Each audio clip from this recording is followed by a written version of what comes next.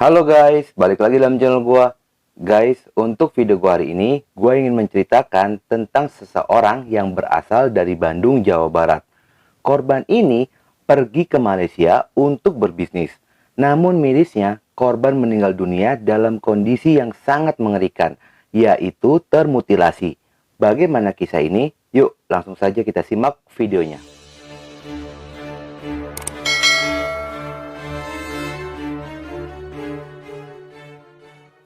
Ujang Nuryanto merupakan seorang pria berusia 37 tahun yang dilahirkan pada tanggal 19 Januari 1982. Dia tinggal bersama dengan istrinya bernama Meli Ramawati di Kampung Ciodeng, Bojong Malaka, Bale Endah, Kabupaten Bandung, Jawa Barat.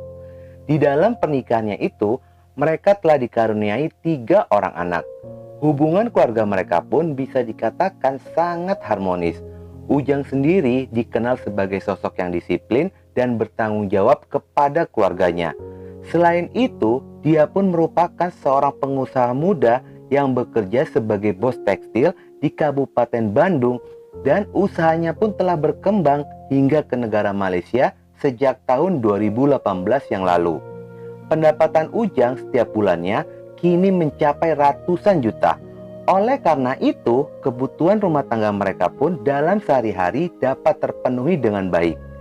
Pada hari Kamis, tanggal 17 Januari 2019, Ujang berpamitan kepada keluarganya untuk berangkat ke Malaysia dengan tujuan berbisnis dengan rekan kerjanya. Selain berbisnis di sana, dia juga akan menagih uang hasil penjualan kain sebesar 7 miliar rupiah dari rekan kerjanya tersebut.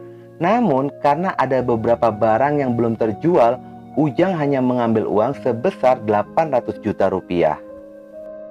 Selama berada di Malaysia, Ujang tidak berangkat sendirian. Dia pun ditemani oleh staf pribadinya yang bernama Ai Munawaroh, berusia 30 tahun.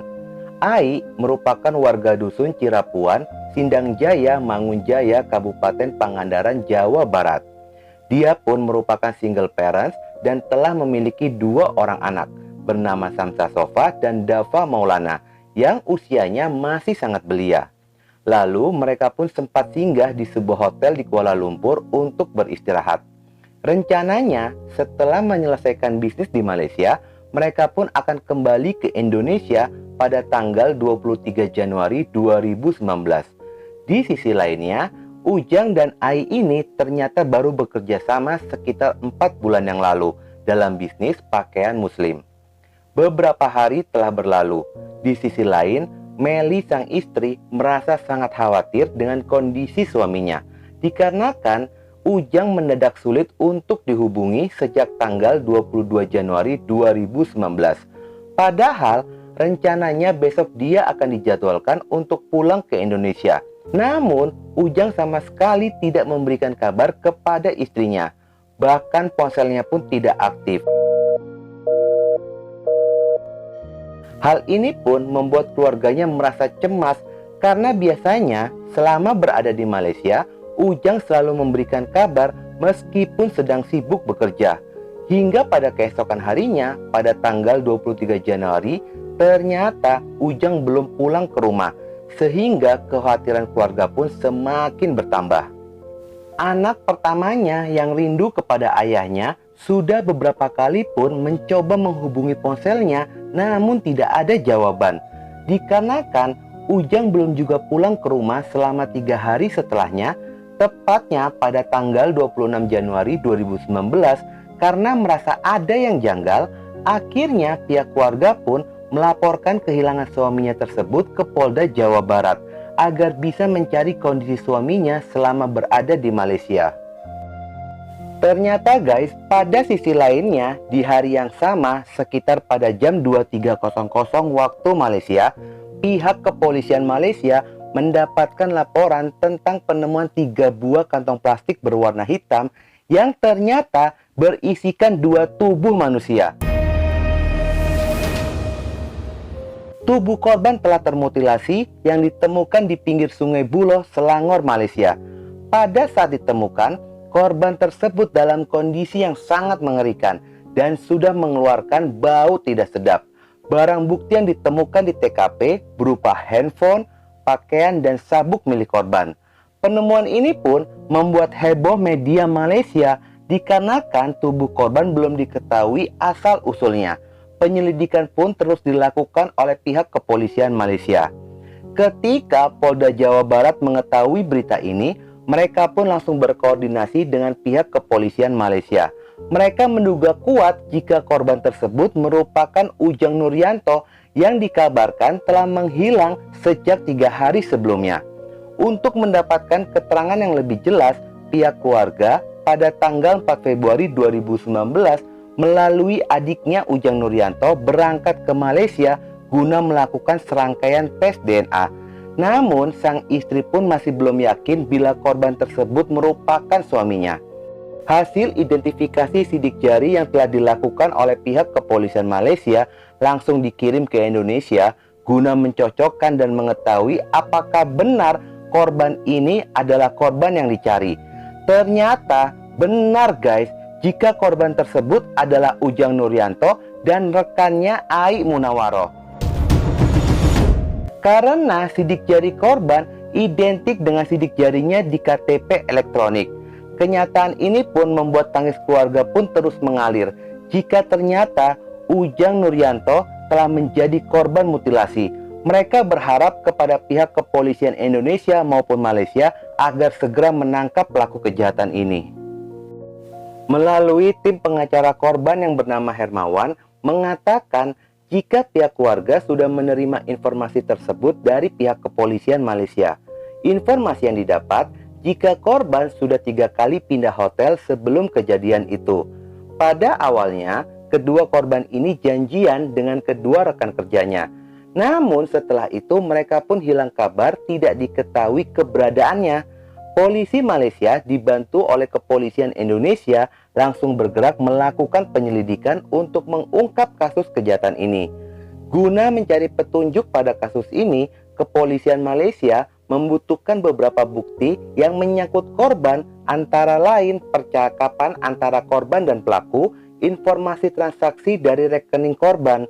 Setelah mendapatkan beberapa bukti tersebut, mereka pun menduga jika pelaku ini adalah rekan bisnis dari korban.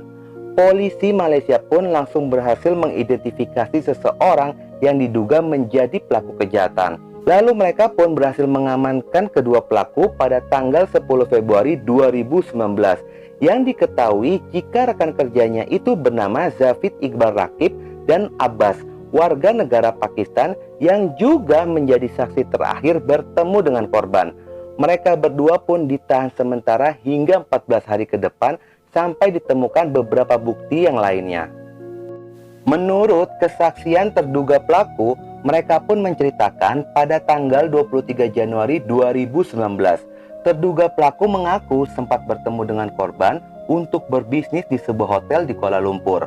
Setelahnya, mereka sempat mengantarkan korban ke sebuah tempat perbelanjaan. Setelah itu, mereka pun berpisah hingga pada akhirnya tubuh korban ditemukan di pinggir sungai. Ternyata, pada tanggal 25 Januari 2019, terduga pelaku yang bernama Iqbal sempat melaporkan kehilangan korban kepada pihak kepolisian setempat. Dia juga sempat mencari korban ke hotel, namun hanya menemukan barang-barang pribadi milik korban saja.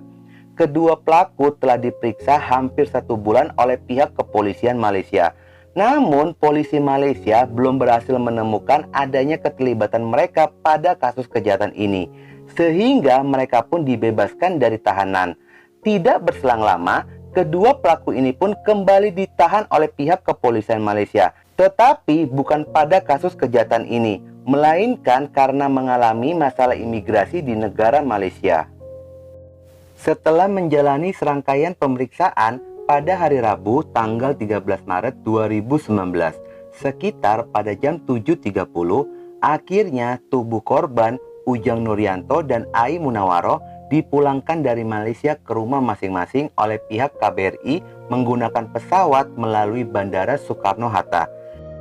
Hingga kini, pihak kepolisian Malaysia dan Polri Indonesia masih terus menyelidiki siapa pelaku kejahatan ini. Mereka masih memburu eksekutor yang telah melakukan tindakan pidana ini. Meskipun sebelumnya polisi sempat menahan 2 orang terduga pelaku, namun tidak ditemukan indikasi kejahatannya. Ngeri banget ya guys, pelaku kejahatan pembunuhan belum bisa terungkap dan tertangkap seperti ini. Dengan kata lain, warga Malaysia pun harus waspada karena bisa jadi pelaku masih berkeliaran di sekitaran kalian. Melakukan pembunuhan saja sudah fatal, apalagi harus sampai memutilasi seperti itu. Semoga pihak keluarga yang ditinggalkan diberikan ketabahan dan kesabaran. Untuk korban, semoga diampuni segala dosanya dan diberikan tempat yang layak di sisi Allah Subhanahu wa Ta'ala. Dan semoga cepat atau lambat pelaku dapat tertangkap. Oke guys, sekian dulu video gua hari ini dan jangan lupa ikuti terus video gua. Oke?